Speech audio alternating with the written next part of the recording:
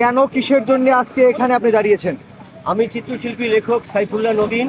আপনারা দেখছেন যে একটা রোবটকে মাস্কটে চিত্রিত প্রতিরূপ সৃষ্টি করে আমি এই বরিশাল নগরে বই প্রচার করার জন্য, বই যেন মানুষ পড়ে এবং পাঠক তৈরি করার জন্য আমি এসেছি।